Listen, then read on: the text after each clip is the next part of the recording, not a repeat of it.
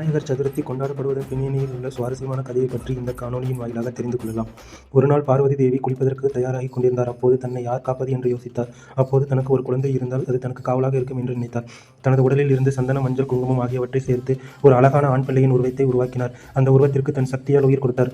அந்த பிள்ளையை தன் அன்பு குழந்தையாக ஏற்றுக்கொண்டு நான் குளித்து முடிக்கும் வரை யாரும் உள்ளே அனுமதிக்காது என்று கட்டளையிட்டார். கணபதி தன் தாயிடம் கட்டளைப்படி வாசலில் காவலாக நின்றார்.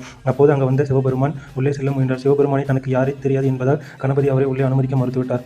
தான் சிவபெருமான் என்று கூறியும் கணபதி கேட்கவில்லை. இதனால் கோபமடைந்த சிவன் கணபதியுடன் போரிட்டு அவள் தலையை வெட்டிவிட்டார். குளித்து முடித்து வெளியே வந்த பார்வதி தன் அன்பு குழந்தை தலையில்லாமல் பிறப்பதைக் கண்டு பேரதிர்ச்சி அடைந்தார். சிவபெருமானின் செயலால் ஆவேசமும் கோபமும் கொண்டு பிரபஞ்சத்தை அழிக்கத் தொடங்கினார்.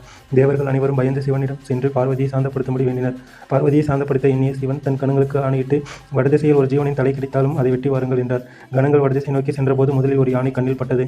அதன் தலையை வெட்டி வந்து சிவனிடம் கொடுத்தனர். சிவன் அந்த யானை தலையை கணபதியின் உடலுடன் பொருத்தி அவனுக்கு மீண்டும் உயிர் கொடுத்தார். யானை முகம் கொண்ட தன் பிள்ளையை கண்டதும் பார்வதி தேவி மனம் குளிர்ந்து மகிழ்ந்தார்.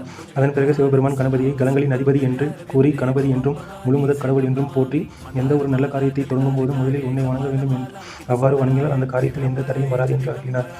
இந்த நிகழ்வு நடந்தது ஆவணி மாதத்தில் வரும் சதுர்த்தி திதி அன்றுதான். இந்த தினத்தை விநாயகரின் அவதார தினமாக கொண்டாடுவதே விநாயகர் சதுர்த்தியாகும். இந்த நாளில் விநாயகரை வணங்குவதன் மூலம் நம் வாழ்க்கையில் வரும் அனைத்து தடைகளும் நீங்கும் என்பது நம்பிக்கை.